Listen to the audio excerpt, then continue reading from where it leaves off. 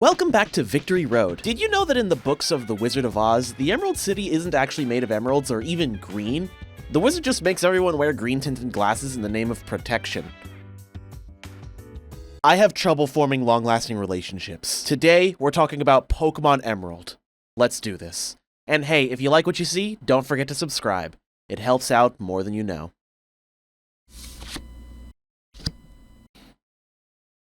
Is this your card? So this is the game where everything essentially went wrong. I know that that's contentious to say, especially when compared to my feelings about Johto, but I think it needs to be said. Emerald is a very good game in the series. Arguably one of the strongest ever put to cartridge. Not even having the physical special move split isn't even that big of a deal. The core of Emerald is very strong. There's just one part of its story that I think knocks it down. So optional rival battles aren't anything new. Take, for example, in the first generation, there's one to the left of Viridian City before you tackle the first gym that's entirely missable if you don't go out of your way to get it. Tell me why Emerald, of all games, has 2 optional fights. And it's not like it's an egregious number, it's more so how they're put into the world. The second fight you can possibly encounter is very specific. Okay, so this is off script, but it turns out Bulbapedia is wrong? Because the second battle is optional, yeah, but they make it seem like the only way to get it is by what's described in the script, where you have to white out after you beat, or after you go and grab Pico from Mr. Briny, and you go towards Mr. Briny's house from Petalburg City, and that's not the case. Like, the fight can happen in Rustboro City, where you meet your rival for the second time. So I don't know what's going on. Another shocker is that in all 3 games, there's at least 4 fights, but the last one is entirely optional. It's only thrust upon you if you try to enter the Lily Cove department store. I'm pretty sure a lot of people would go there since it's a big mall where you can buy a bunch of items, so it's almost like the developers expected you to go, but the game is totally completable without entering, much like in Gen 1 where it's also not required for any reason. I think it's a bit weird putting a fight here but not even bringing any attention to it. I'm not saying that you need to go out and make every rival battle required, you wouldn't want to bloat yourself with it like a certain other game does, but still. That being said, I think having the last one be optional is a misstep, especially in this game where you don't even get to fight your rival at their best. You leave that to Wally, who... I guess I should talk about Wally, huh? Instead of your research-driven friend fighting you to test your progress for the first time, Pokemon experiments with having a second rival of sorts, one who is meant to be catching up to you. In all of the Gen 3 games, all 5 of them, Wally's name is inscribed into the challenger statues at the front of the gyms only after yours. It's like he's behind you every step of the way, which makes you want to feel bad for the little guy. Where this is supposed to be changed up is at the end of your journey. After you beat the gyms and enter Victory Road, in Emerald, Wally fights you just about after you enter. In every other game, he fights you closer to the end. I can't explain why they made this decision. Obviously, for my chart purposes, it doesn't matter since between Gym 8 and the Elite Four, there's usually nothing. But thematically, I think it's cooler if Wally is waiting for you like in Omega Ruby Alpha Sapphire. Even in regular Ruby and Sapphire, Wally catches up to you as you're leaving Victory Road, and I don't think that's as cool either. NPCs even mention a tough kid sweeping through there. I'm not entirely sure they're playing the same game we are. I mean, they're not, but for anyone's money, it doesn't really matter for overall structure purposes. I just wanted to bring it up. When it comes to the ordering of things, when is it appropriate to include the evil team fights? Now, this might be a hot thing to bring up, especially when it feels like they're at your back every step of the way, but think about how best it comes to providing a decent opposition to the player. I say opposition to mean specifically someone that wants you to stop bothering them, if that makes a lick of sense. The gym challenge is not necessarily the enemy, with capitalization and everything. Taking on gyms is, well, a self-imposed challenge that the player can take on as a status symbol, essentially. The opposition, or the evil teams as I've called them, are people who, for better and worse, are trying to kick your ass so you can stop bothering them at every turn. I got out all of my, oh yeah, here you go. Opposition, there you go, it's Carvana. They always have Team Aqua has a Carvana. I don't have any other, like, Team Aqua, Team Magma cards. Bandit doesn't count. Absol I have a Regirock, shiny Regirock. Oh, they've definitely had a Lanoon. They've had a Lanoon at some point. I think, like, Tabitha has a Lanoon or something. There we go, opposition. We, as players, want to kick their asses so we can continue on our merry ways, but what's the deal with these guys anyway? When they're local threats like Team Rocket was in the first 2 generations, beating them was an obstacle, sure, but it was a means to an end. I think Team Rocket's downfall is handled better in Generation 1 because of the fact that it coincides with the 8th gym. It's thematically held together.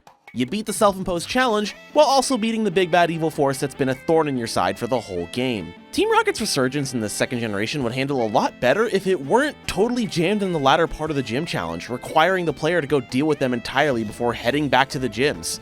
That being said, in a bit of retrospect as I'm writing, I do think it's interesting from a story standpoint that they couldn't really be a more systemically relevant part of the game.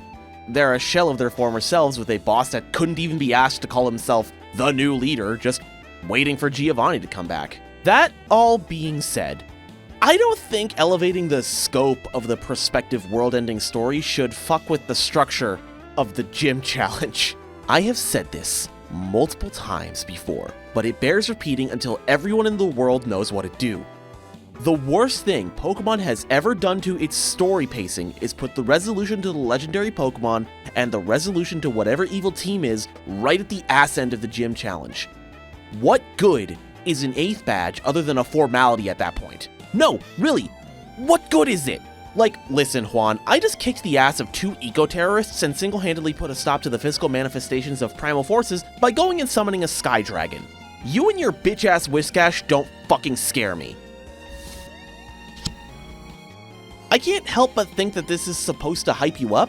Like, imagine being a kid and playing Ruby or Sapphire and you get to catch these legendaries before you beat the 8th gym. What's the bloody point?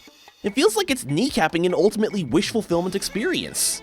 I'm very outspoken of how much a fan I have been of Black and White's story structure, and that's very true even to this day after I made that original video 6 years ago.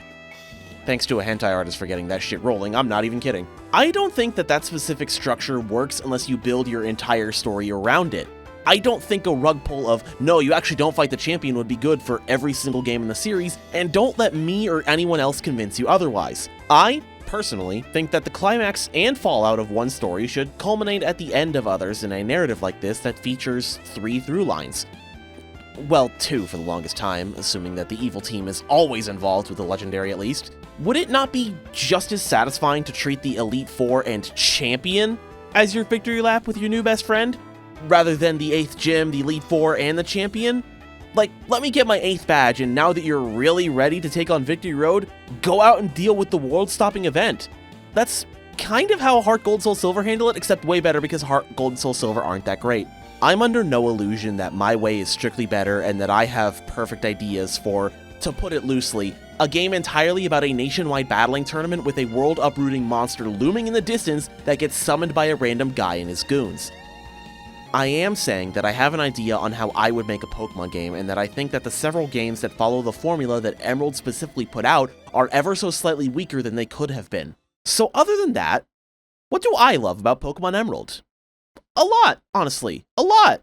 So I've made mention of this. I didn't get into Pokemon games until I was already about to finish high school.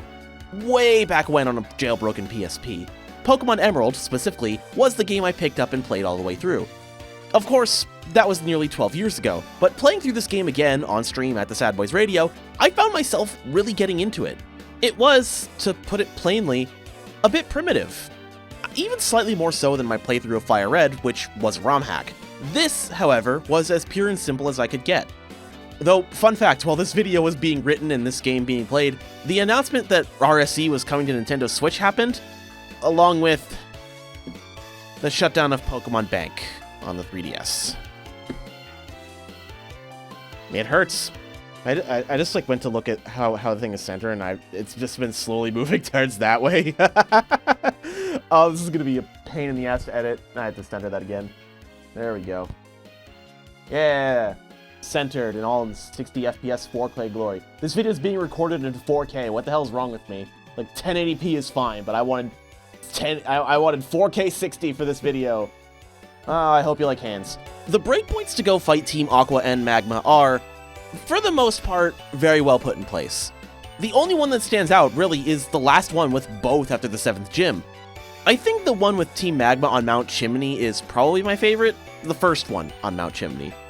I don't know, I've always felt a soft spot for it. I feel like this is one of the better integrations of gyms to antagonists in the series, maybe even better than Team Rocket and Kanto. Honestly, can we talk about how difficult it must have been to fit both teams into this game? Like, where to put them and how best to split their time?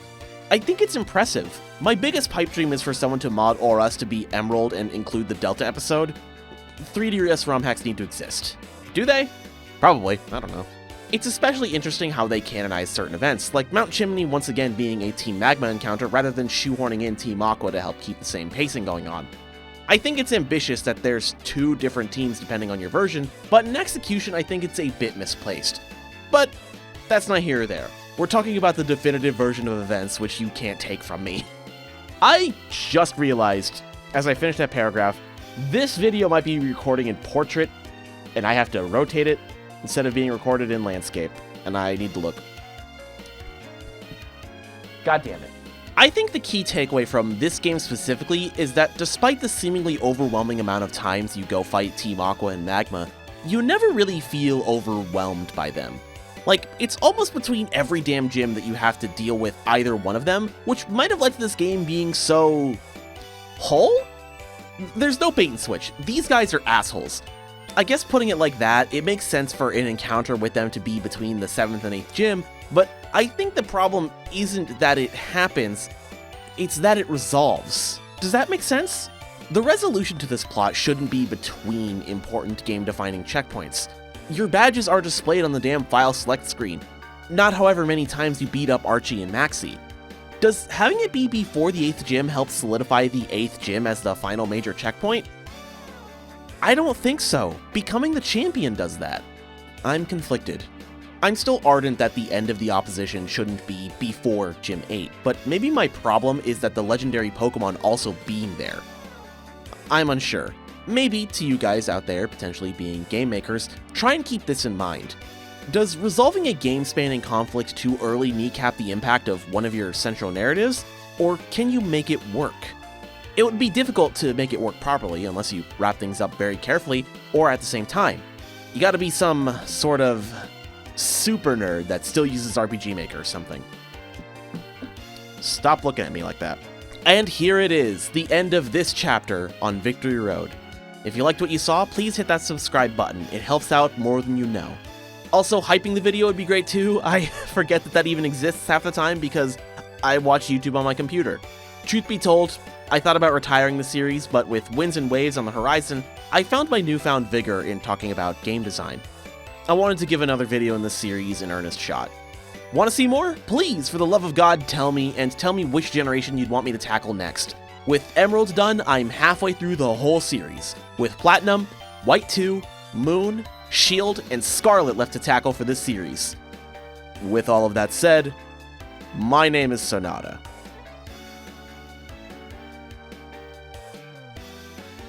Thank you for watching.